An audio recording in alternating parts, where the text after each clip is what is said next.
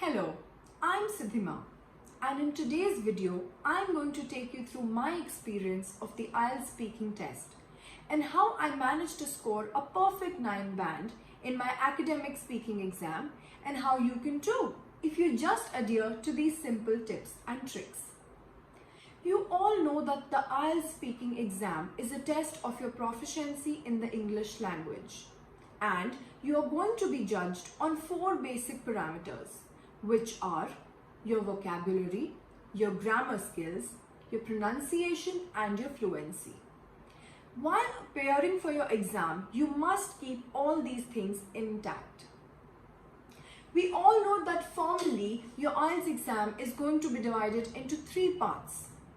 But today in this video, I'm going to talk about something which is crucial to setting the tone of your entire test. You must know that as soon as you enter your examination hall, your exam has already begun. And this is where part 0 or greeting the examiner comes into play. Greeting your examiner is essential to your entire test, and you have to give a very good first impression before you even begin with your exam. So as soon as your examination in charge says something like, "Good afternoon, my name is Serena Rhodes and I'm going to take your exam today," and they will introduce themselves. So you have to respond to that and say, "Good afternoon, my name is Nikita Sharma." While this response is completely correct and acceptable, I will tell you how you can land in a higher pronunciation level from the very beginning. When you're going to respond to your examiner and greet them with a good afternoon, you can use something like, "Good afternoon, my name's Nikita Sharma." So see, when you use this sentence, you are using a contraction of 2 words, name is, and you contracted that into names. And this gives your examiner an insight into your grammar skills and how you can incorporate that into your speaking skills as well. So now, when your examiner is going to ask you about your whereabouts, you could reply and say that I am from Chandigarh or I come from Chandigarh.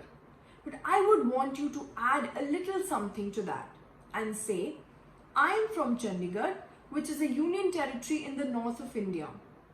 So you see, when you add a little something about the place you come from, not only does it make you appear like a very confident person who's well versed with their whereabouts, but also, again, they give the examiner an insight into how you are as a person who is attempting for the test and how confident you are with your language skills. So again, keep these minute details into your mind. Now, the last question that the examiner is going to ask you is about your ID card or your identification. Now, when you have to present the examiner with your identification, you could just simply hand over your ID and say nothing. But it is very polite to add something and say, "Sure, here it is," or "There you go." You have to maintain a good eye contact with the examiner and not look here or there or look distracted while you are sitting for the exam. Also, maintaining a good posture is essential. So, all these things are very crucial when you are sitting for your exam, and you must keep them in mind. That is all for today's video, and thank you. I will be back with part 1.